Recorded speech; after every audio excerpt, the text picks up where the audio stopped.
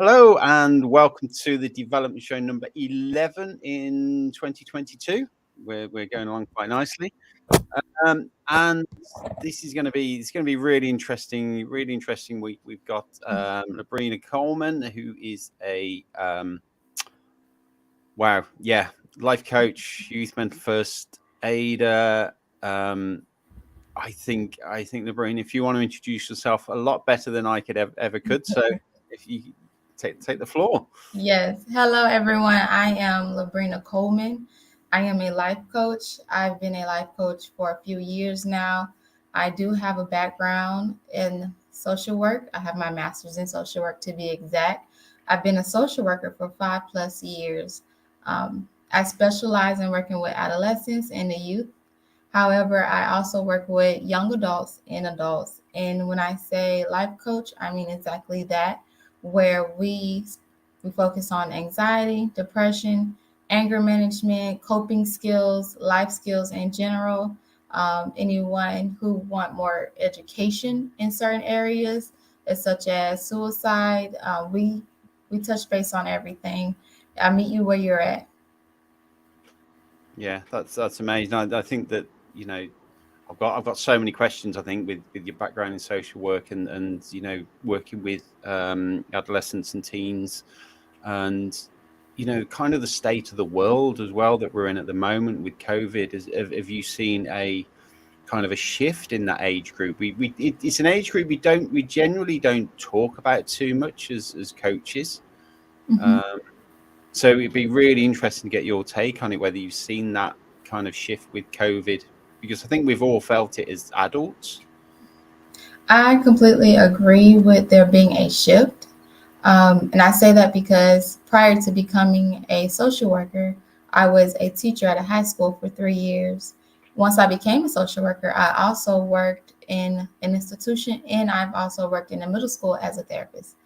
Being that I was in the middle school before the pandemic and after the pandemic, I was able to witness the shift firsthand. There has seemed to be a lot of depression, a lot of anxiety are the main two that I've seen a shift in when it comes to adolescents and youth. And that's because of adjusting to the change. It was a drastic change for them to Hmm. do online schooling from home for such a long period of time, not being involved face to face, having that physical contact, raising their hand to ask a question in class. They have to now try to figure it out or communicate by emails or virtually with their teachers. And for the teachers, it was a big change. So as an adult, now I have to teach a class of 30 on a computer. I cannot say, hey, Jimmy, pay attention. Jimmy can easily turn his computer off or mute his sound, anything. It's virtual. And then we have the parents who come into play as well. Now the parents have to work. Some parents had to quit their jobs to make sure their children were getting the proper education or care that they're needed. So it was a shift for everyone. And I wanted to use that as an example so everyone can relate from all points, whether it's the child, the teacher, or the parent. And even if you're not a parent, maybe you have a niece, a nephew, a cousin where you can relate in some way that maybe you had to step in to be that extra support system. And it takes a toll. Hmm. Imagine all of that on one person if you were a single parent. It takes a toll.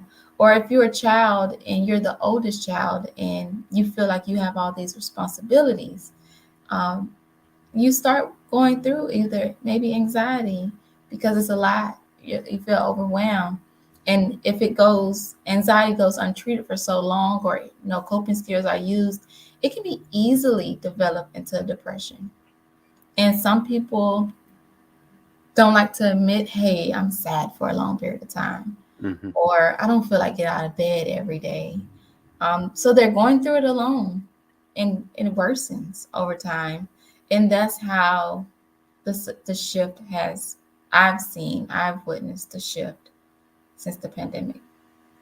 Yeah, I think it's quite misunderstood that depression and anxiety are almost like buddies, and I think that if you suffer from depression, then anxiety is not too far away, and vice versa as well. It's difficult.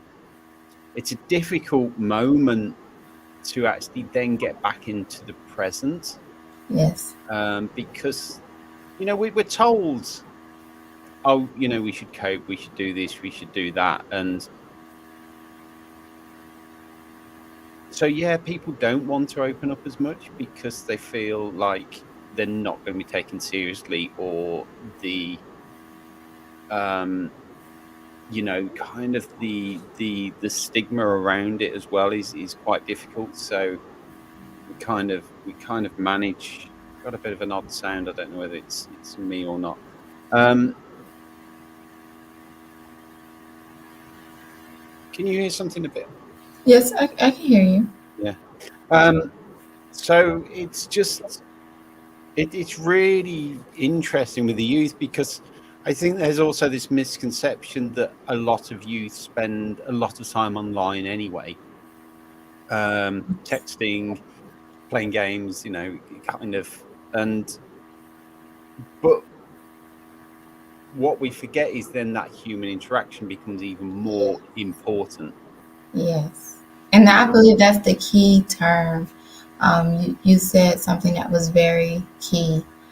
Even when it comes to babies, everyone has a mask on, correct? And a baby usually learn off of what they're taught. It's a learned behavior. In the fact that babies can no longer see facial expressions, how do they learn their facial expressions? There was a research done on that, um, a little bit after the pandemic, where where we were in a worst stage back then, where babies weren't learning facial expressions, because it wasn't demonstrated when they're either in daycare or out and about. The masks are covering majority of our face. So all they can see is eyes and possibly your eyebrows. But other than that, there's no facial expressions. And I don't know how that may pertain to adolescents in the elementary stage, but it may affect them as well. Is someone angry? Is someone sad? I can hear it in their voice, but what does that mean? Because it's not learned. They're not connecting two and two. yeah, it is. It's. I have lots of conversations via text or email, and but I find getting people kind of even on Zoom calls, but having that face to face interaction, you get. I'm trying to remember the stat now. Is it something like 70, 80% of our language is through the body movements and things?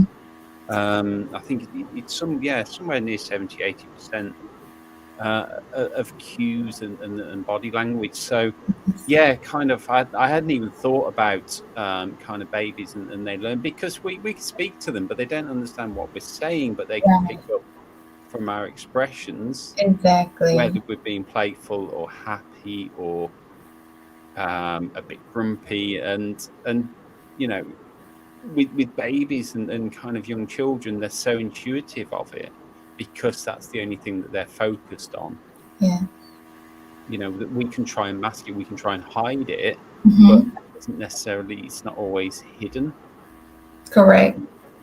Yeah, I hadn't really thought about that. It's going to be interesting over the next decade or so to see these studies come out and of where we are. I believe so. I'm curious to know where are we going in 5 years from now or 10 years from now when the babies who were born during a pandemic are actually growing up, because they're growing up very differently from the way you and I were grew up or raised. Mm. It's a different environment. They're coming in during a transition stage. So I don't know what that would look like for them 10 years from now. They may be more advanced than us, or will they lack things that we don't just because of that interaction barrier? Yeah, the first thing that sprang to mind for me was social anxiety. Hmm. Is there going to be an increased social anxiety Yeah, because during their formative years they haven't mixed with the amount of people that we would have done? correct, correct. Where you get taken somewhere in a carry cart, and to a party, to a family party, and you put down and you handed around 30, 40 people that evening. You know, that's just not going to happen on the same level that it No. did. So that would be really interesting, actually, having a look at the social anxiety of I suppose, yeah, if we say 10 years, so even if they're born now, we're talking early teens, aren't we? Early Yes. mid-teens, Yeah. which is exactly who you are kind of working with already. Correct. And I guess that's why I thought of it that way, because I work with teenagers and adolescents majority of the time now, and I wonder if I'm still working with adolescents 10 years from now, what does that look like for me? What does that look like for the teens? What does that look like for the family dynamic? And it, to me, the same thing that we're witnessing now with anxiety and depression, it will still be there 10 years from now because of like what you stated earlier, the social part of it, Mm-hmm. social anxiety, or like before speaking in front of a large crowd, if need be. Just say we transition back to our old ways and they've never experienced speaking in front of a large crowd, or they've never experienced going to a concert or um, a super Walmart. They just never experienced those things, because now we can Uber eat, we can shop at Walmart and pick it up in the parking lot. We don't have to go inside anymore. So will they experience that? Or it's just something that I question, and I do a lot of research on just to see where are we going and what will be needed 10 years from now. And it seems as if it will be the same anxiety and depression, but it may be worsened only because they have no experience with it at all. Yeah, we do take so much for granted, don't we? That may not be there in 10 years. I mean, I know, talking to some friends in the US, you know, during the pandemic when they were out food shopping, that they wouldn't even leave their car. They'd just pop their trunk and it'd get loaded in, and they'd drive off again. Yes. You know, they're talking to someone through a window, through a Hmm. pane of glass, you know, Yes. and that is their interaction for their you know, their groceries. That's the only interaction, and it's bare minimum. It's bare minimum. And technology is picking up day by day. So who knows where we'll be 5 years from now. And, now we even have robots Mm. um, in restaurants waiting on us. You have robots building homes now. So that even goes back to the family dynamic, because now certain people are out of a job because robots are placing the humans. You Hmm. no longer need that physical labor. You have the robots. And it affects the family dynamic, because now mom or dad have to find another way to provide for the family, which can also cause another anxiety or depression. Whether mom or dad express that, it may lead to drinking or substance abuse. And it's very easy to become overwhelmed and take the wrong routes. And that's when myself, the life coach, will come in to not tell you what to do, but help guide you in the right direction, because it's so easy to get off Hmm. track, especially when change is happening unexpectedly, and it just feels very overwhelming. Yeah, it's really interesting that um, I guess the next question for you, and I guess it has an answer, but how do kind of I suppose we're looking at young adults, late teens, deal differently to parents? Is there a difference there? From honestly, very honest, from my understanding, I can say the same thing a parent has been telling their child 20, maybe 100 times. It's the delivery of it. Um, I speak very calmly. I'm soft spoken, and I actually am an active listener, and then I respond. A parent may either yell out of frustration, or the child themselves just believes their parent is not cool, they don't understand, so they tune them out automatically. And it's only because it's their parent. However, me coming into the picture, I am someone who is unbiased. I have no relationship to the parent nor the child. I'm coming in looking at the picture, the big picture for what it is, and then I'm helping that child. And I may say the same exact thing the parent may have been telling that child for years, but just because I'm someone who specializes in this area and I'm unbiased, I'm someone no one knows, they're more prone to not to listen. And that's just us in general, humans. We do that. Mm-hmm. We can talk to strangers because, like I said, anyone can give advice. We can talk to strangers, and the strangers can say something that Aunt Sally has been telling us for years, and we're like, well, my aunt did tell me that. I guess you're right. What made the difference? Hearing it from Aunt Sally or hearing it from a stranger? It's the same information, but we kind of take heed to people who we think are unbiased Mm-hmm. because you feel as if you're not judged. People tend to respond to non-judgmental areas. Yeah, it kind of goes back to, I mentioned it the other week, actually, and um, it was something that I found, whether it was, again, I think we all fall for this, don't we? We hear things and they impact us at the right time. Yes. And I was watching a video of Gary Vaynerchuk, Gary V, and he said something at the end that people started to take as a joke, and he was just like, no, I actually mean this. And he'd just given a 45-minute talk to a group of young entrepreneurs or potential business owners or whoever they were. Mm-hmm. And he said, I don't come up here to get every single one of you in this room to do what I've told you to do. If one of you goes and does it and sends me a message saying, this is what I've done on the back of your talk, he says, I felt that feels like a win. If you all go home and do nothing, it makes no difference to my life whatsoever. It'll make a difference. And people were kind of laughing, and he said, no, it won't make a difference to my life. If you do what I've talked about today, it will make a difference in your life. If you don't do it, it's not going to impact me. And I think that, kind of as coaches and things, we've also got that within us. Yes. That we can, in your case, you can talk to the teenager, you can talk to the parents and say, this is what you need to do. But unless they take that action, Correct. it's not going to impact you as a coach, other than say, I'm going to really, really try hard to say, I told you so. I don't want to say that, but, and I suppose it is that one step removed that helps so much, that it's a different voice, that it's, like you say, it might be the same information, but because it's maybe less emotional.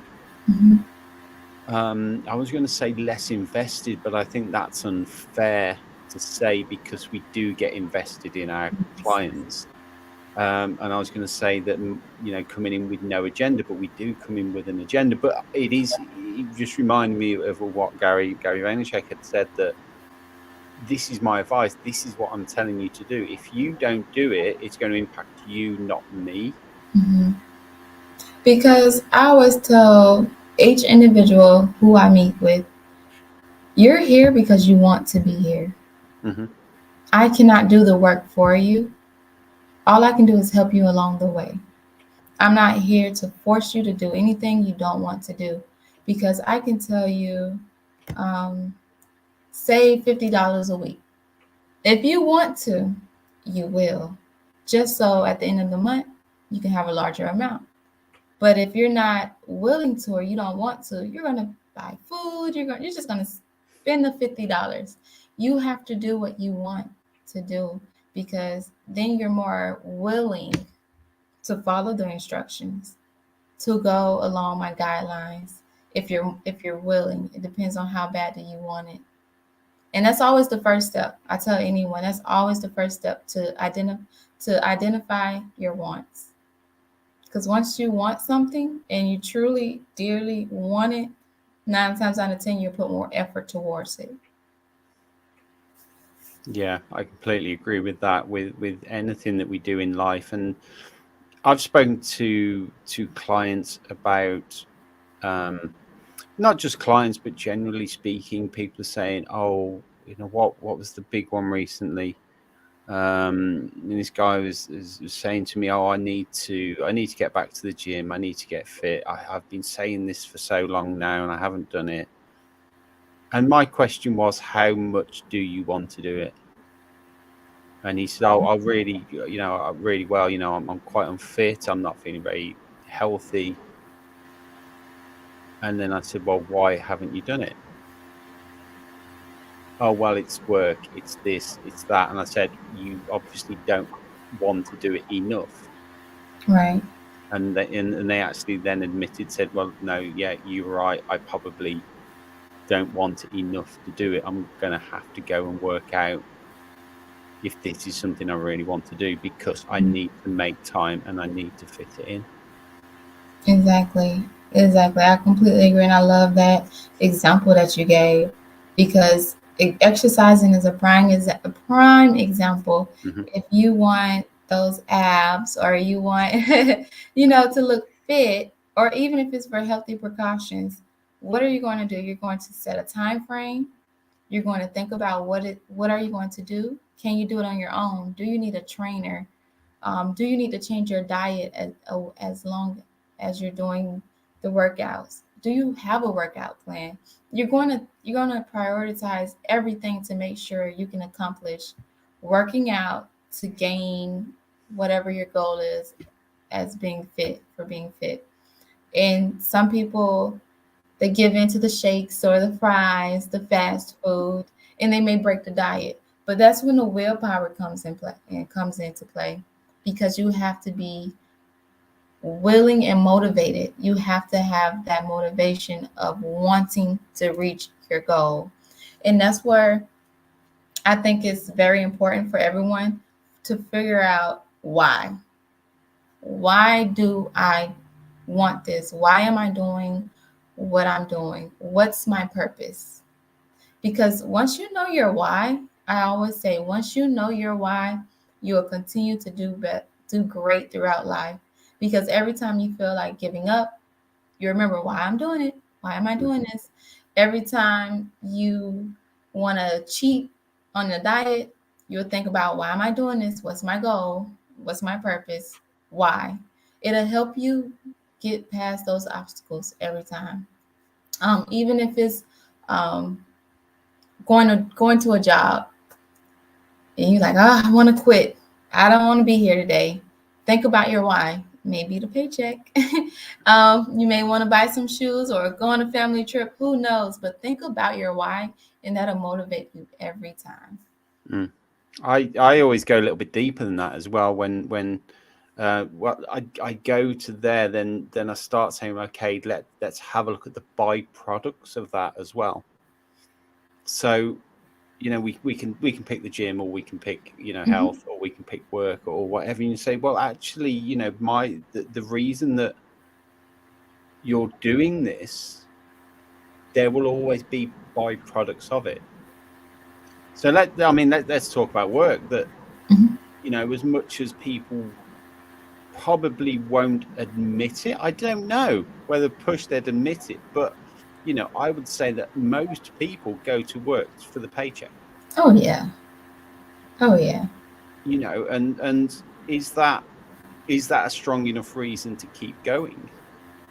And people say, well, I can pick up a paycheck here, I can pick up a Mhm. paycheck there, or but then we bring the byproducts in, and you mentioned some of them of Mhm. a family holiday, or a new car, or a new pair of shoes. Mhm.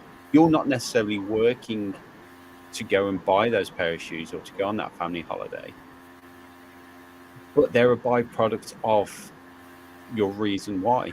Mhm. And I think that then strengthens strengthens everything when we look at health and you say, okay, I want to become healthier. Or what are the byproducts? I'm going to be happier. I'm going to be in a better mood because I'm healthier. I'm going to look better. Clothes are going to fit me better. I'm going to be able to wear the clothes I didn't think I could wear.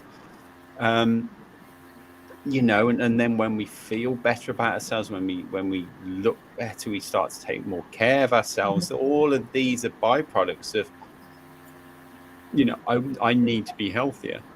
Correct. Correct. And that's why I say it's all about meeting a person where they're at, because, you know, some people's why maybe this is all I have to pay my bills, or this is literally it. Um, but what I try to do is help them see farther than that. Set 3 goals. 3. Paying bills.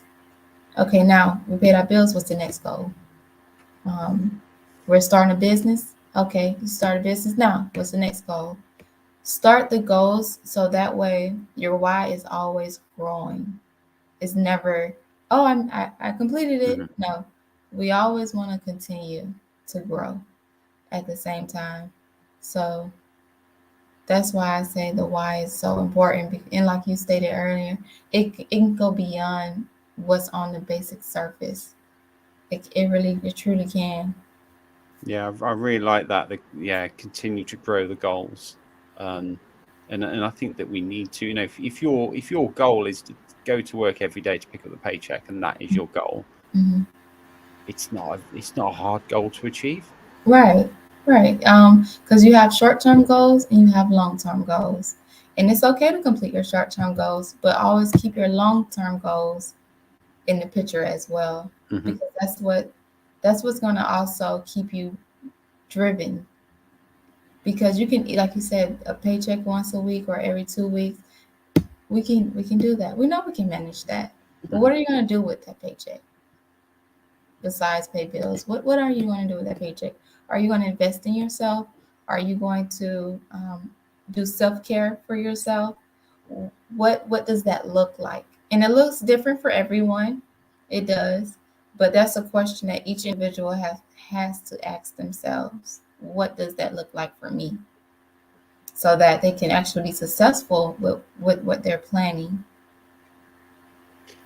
So, do you work on a big vision to start with? I typically, it depends on the client. Some clients come in and they know what their big picture is. And I have some clients who come in who do not know what the big picture is. So I kind of start wherever the person is at that moment, because I'm trained in a very diverse way. So I'm able to navigate that way. If a person comes in and they want to open a business with Turo, but they have not started anything. All right, that's fine. We know the big picture. Now let's break down our goals of how we can reach that big picture. Some come in, oh, I'm overwhelmed. I'm going through this. I'm going through that. Pause. Let's stop and let's start from the beginning. When did the chaos start? So that way we can know what to fix and how to fix it. So it's different. It varies. Yeah, I'm going to say that. Yeah, with the big picture, and I know we all talk about big picture and things, but there are two ways to approach it, which you've just discussed. You either build down or build up. Correct. What about you? Have you got a big picture? Definitely. Definitely. I try to practice what I preach. When I say that, by not only telling or giving advice, but trying to take my own advice as well. So, yes, I have a big picture. I do plan on expanding. I do plan on working nationwide as a life coach. And hopefully, that is within this year, the end of 2022. And that's my big picture. So that way, it's me doing it right now, but that way I can hire other individuals. That way I can provide a, a way of living for someone, and I can train them to be able to actually help another individual, because there are tons of life coaches, therapists, psychologists doctors in general who's doing it just for the paycheck, and their genuineness is lost along the way, and at the end of the day, they're not actually helping. They're just helping you for that moment. My goal is to help you learn the skills that you need. That way, once you're finished working with myself, you're able to move alone in the world alone, and you can take these skills with you. You don't have to come back to me for 3-5 years. That's not the goal, because if you have to see me for 3-5 years, I'm not doing something right. And that's my personal opinion, but it's one that I share, and I'm sorry, I was laughing when you were saying about trying to take your own advice, and you've probably been in a situation where you've talked to clients and something's come out of your mouth and you've gone, let me just write that down because I need that. yes. I'm not afraid to say it. Because I'm human. I have to realize that I'm human as well. I do make mistakes, and sometimes I have to take a time back, reflect. Hey, you may not should have not. Maybe you shouldn't do it that way. Maybe you should do it this way. Think things through a bit more. I'm very big on not responding immediately, but take a time to think about what you're going to say or do, because sometimes we act out of emotions rather than having rational thoughts. And we're humans. We do that. We're emotional human beings. And I try to take the emotional part away and respond rational majority of the time. It's not easy because as humans, that's in our first nature, firsthand, to respond emotionally. If we're upset, if we're sad, but that's not a way of thinking and behaving if you want to be successful. You have to set it aside sometimes so that you can actually respond rationally. Yeah, it's a funny profession, being a coach, in the sense that, you know, when we talk about perfectionism and things, and, you know, especially when people are turning to us for answers or for guidance or for help, and you kind of quickly realize you're coaching from a place where you may be 1 or 2 steps ahead of where they are. But I think the difference between, as you say, coaches and health professionals, doctors, therapists that are in there for the money, as opposed to the ones that are in for passion, is the continual learning. So I kind of look at it and say, if you have an admin job in an office, you turn up, you do your hours, you pick up your paycheck. Do you then go home and work on, you know, take Microsoft courses so you can use Microsoft products better? Do you research different filing systems? Do you, in your spare time? And the answer will be, well, no, I get paid to do admin between the hours of 9 to 5 or 8 to 4 or whatever. And I agree, there's a lot of people out there giving advice out that literally say, no, my work hours are 9 till 5. After that, I go and do what I want. I go and, you know, I'm not at work. Where, you know, I get that feeling from you, and certainly from me, that, you know, if anyone looked at my schedule, my booking schedules, they'll see that it's open from, I think the earliest is 7 a.m. and my last one is like 11 p.m. at night. And it's because I work globally that I've, you know, that not at the moment, but I've had clients in the past in kind of Australia, and me being in the UK, so they're like 10, 11 hours behind. So the 7 a.m.'s good for them because it's their evening, and then obviously we've got the US and India. So I'm on the whole time, but even when I'm not on these calls, I'm learning, I'm reading, I'm developing, I'm having conversations with people. And this is so critical because we're still learning how to be better ourselves, Oh, yes. and we're passing that knowledge on, and we're guiding people along where we were or we've been or where we think. And I think that is the big thing. Anyone that's looking for a coach, and this is going slightly off where we are, and I did tell you we'd have a conversation and it'd go wherever it went. One of the things that I would say is have a look at their own development, ask them what they're doing for their development. Mhm. Who are they having conversations with? Have they got their own coach? They've been coached in the past. Right. What are their dreams? What are their goals? What are they doing? I mean, is there anything that you kind of want to add to that? That if anyone is looking for a coach, what sort of questions do you think that would really expose the 9 to 5ers, Mhm. separate them out from, I don't want to say lifers because that's something slightly different, but the people that are actually in the lifestyle. I would definitely always suggest to look at the reviews just to see what feedback are they getting.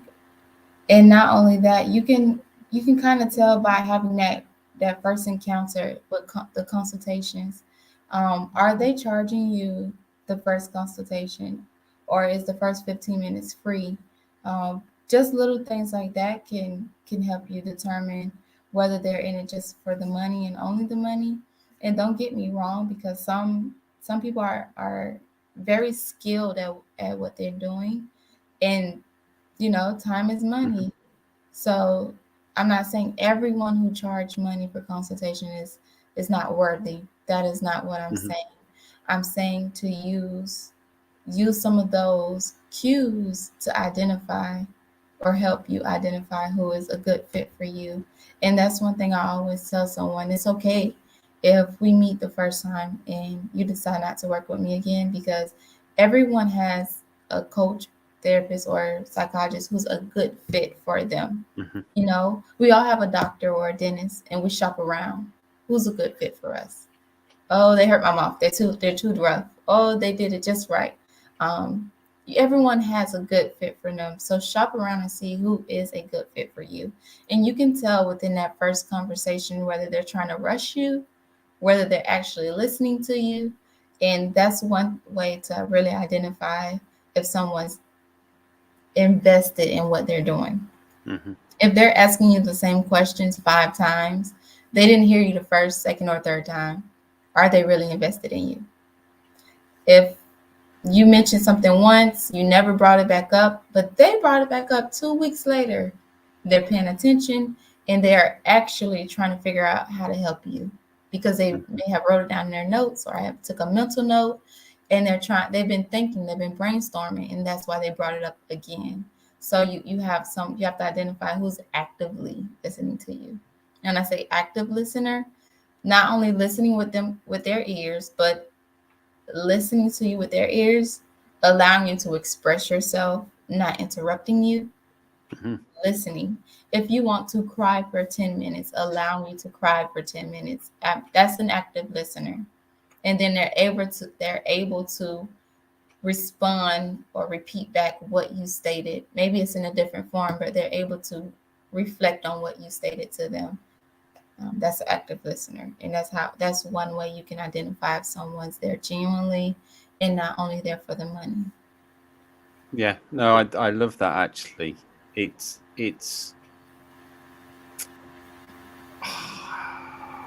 I think as a client, I'm going to be careful. I'm going to be careful here. As a client, you also have responsibility, and some of the things you just outlined to say, well, yes, they've just asked me that question 2 minutes ago, and they're asking again, and they're asking again. Why are they asking? Is it because they're not listening?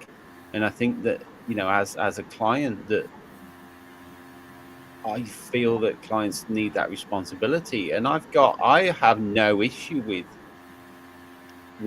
I've got no issue with calling clients out Mhm. and saying, we talked about this 2 weeks ago. What have you done about it? Mhm. But because I haven't got an issue with calling clients out, I don't have an issue with clients calling me out. Right. And I think that, it's that honest two-way conversation. But yeah, you're right that there are cues, there are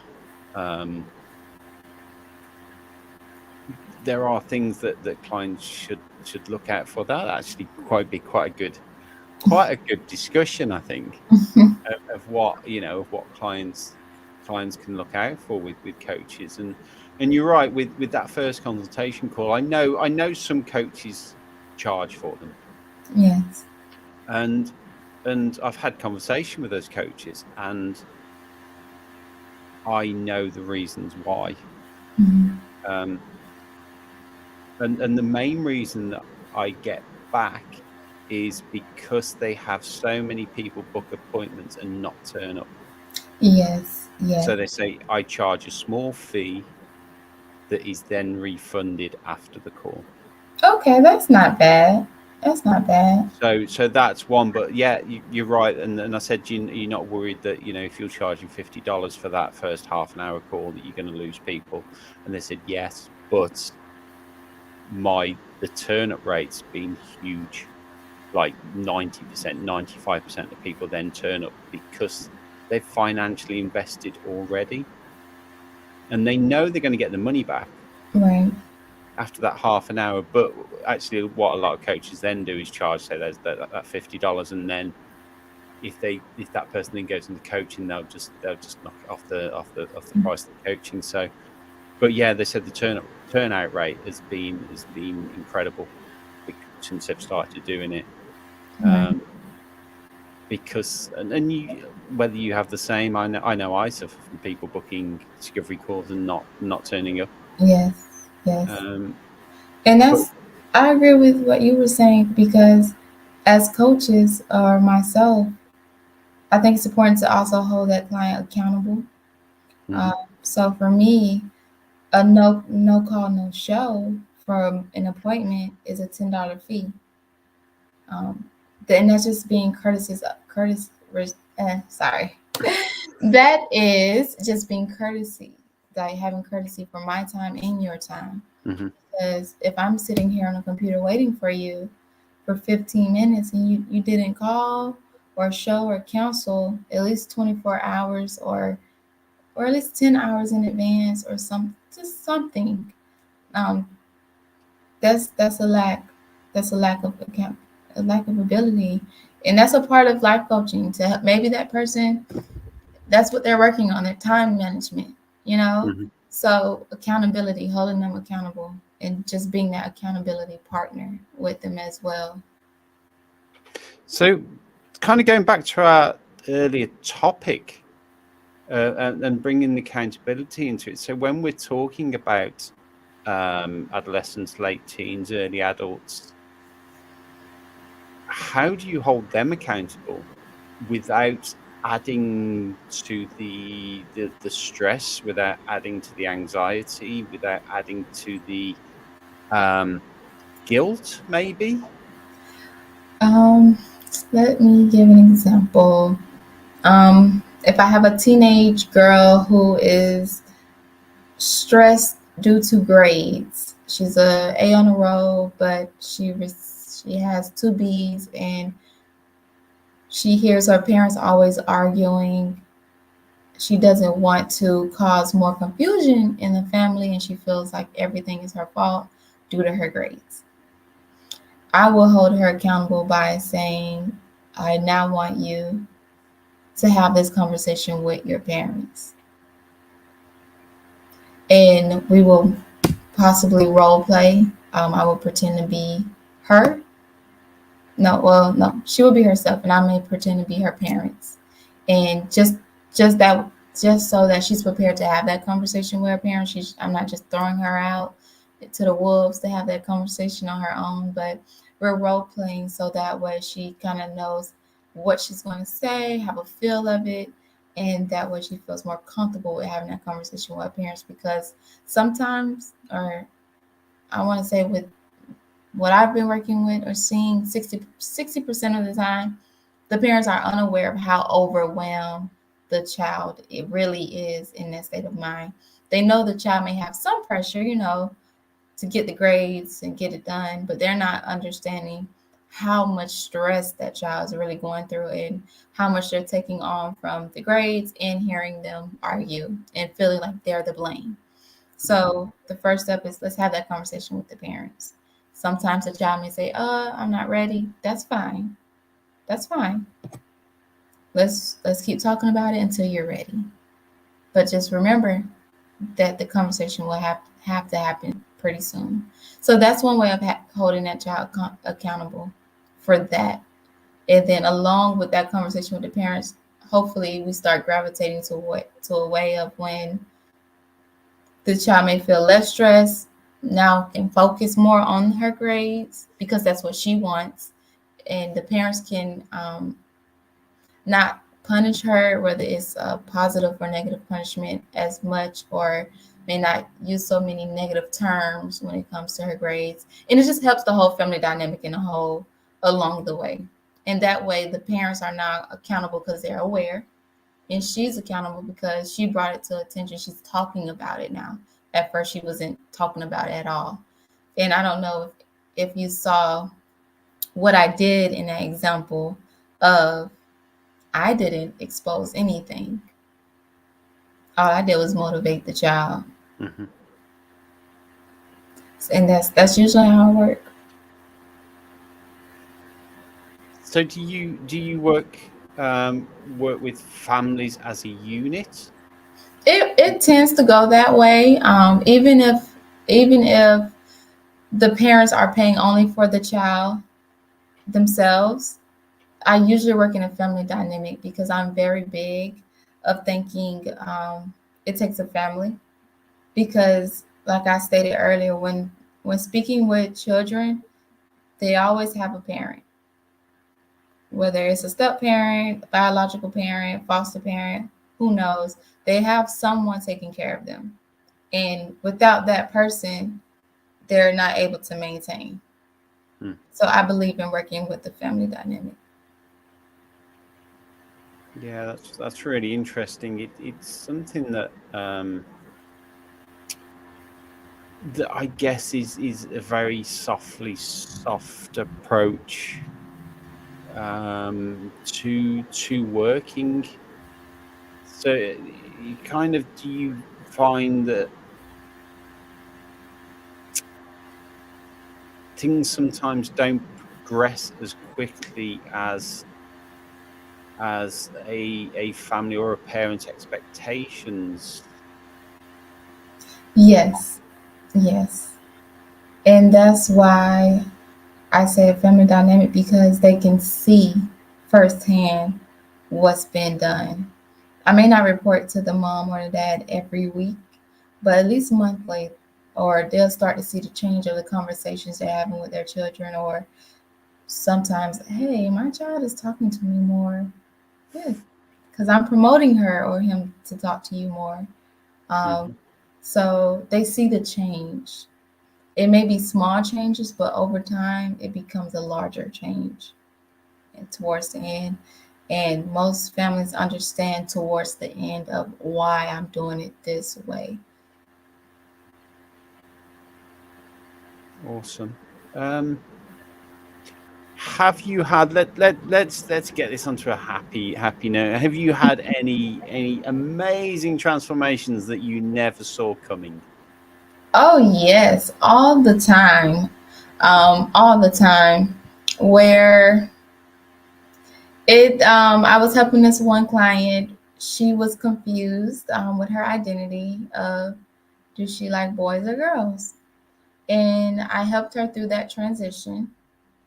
And it turned out she does like girls, and we got to a point where we same situation, or same role play of having that conversation with her parents. And she did realize, or her mom did state, that she once was into girls as well. So it made them feel more comfortable as a family with having those conversations, and to not feel like she was an outcast or a disappointment to her family. And just hearing those stories, for me, it makes me feel good. It makes me feel like I'm doing what I'm supposed to do. And to someone else, that may seem very small, but as a teenager, being confused, not knowing what to do or what to say, it was a big deal. It was a lot that took place in that transition for her. There's a real kind of melting pot of identities out there at the moment as well, which is, probably more prevalent with social media as well going, and it is confusing time, and even kind of adults, and it's something that I kind of fell into a trap of when I was younger, of having different identities for different situations. You'd have your work identity, you'd have your home life identity, you'd have your identity when you're out with friends, and you Right. know and maybe an identity with your parents, or kind of extended family, and then suddenly, I suppose, we're throwing so much more into that, and along with kind of where we started with the pandemic as well, and decreased opportunities, that it's going to be an interesting decade. I'm saying decade at the moment, but I think that, kind of 10 years we'll start to see the effects of what went on over the last 2 years, and I really hope that it's identified as that. Yeah. Because I suppose even children who are 12, 13, 14 now, they're going to be mid-20s. They're going to be making up kind of the university graduate schemes, and going, just starting out in their careers. It's going to be really, really interesting time. I can't wait. I cannot wait because I completely agree. It's going to be very, I like the word you used, very interesting. Because it's going to be foreign. And it's gonna stretch us as well. Yes, yes, yes. And I think that goes across the board nationwide. It's going to be a big change. That's awesome. Is there any words of wisdom that you want to leave us with at the end of the show? Yes, I would always tell anyone to write down anything they're going through, whether it's just an emotion for that moment, write it down. If that's a better way for you expressing it, write down your plans, your goals, your aspirations, because that's a way of putting it into motion. That's your first step, putting it into motion. Whether you have the money for it, whether you have the support for it, write it down, because now you're thinking about it and you're putting it down in words. So that would be one of my my ideals for individuals to do. Or I that's a challenge. That's the word I'm looking for. I challenge everyone to write down their plans and their goals or their emotions weekly. Yeah, Weekly. and Um, it doesn't matter how big or ridiculous those goals yes, seem. yes. We are in March currently. So for the rest of March, if they could write down plans, goals, and emotions weekly for the rest of the month. And let's see, how does that transpire next month or 3 months from now? Um, so that's my challenge. That'd be awesome. I'd back that. It's something I found a lot of use from myself, and looking at triggers, boundaries, and things like that. But it's understanding where those emotions come from, and Yes. what's happened to cause them. Not just bad ones, but good ones as well. You understand the purpose for why I said that.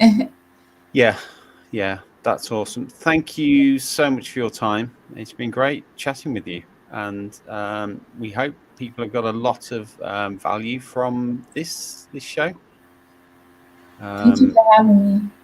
No, you're more than welcome. I think we've just about covered everything. So yeah, thank you so much, and thank you to everyone who's been listening and tuned in. I know we've had some views from Facebook as well as YouTube. Sorry, my brain's starting to switch off. You're giving me some things to think about, and it's where my focus. Yeah, thank you so much, Labrena, and thank you to everyone for listening. And we'll see you all soon. Thank you. Before I go, if you don't mind me stating that the name of my website is betteryouSolutions.org. If anyone wants to get in contact with me, that's betteryouSolutions.org. Awesome. We'll drop that in some comments as well. All righty. Thank you. We'll get that done for you. Okay. Thank you so much. All right. Bye-bye. Bye. Bye.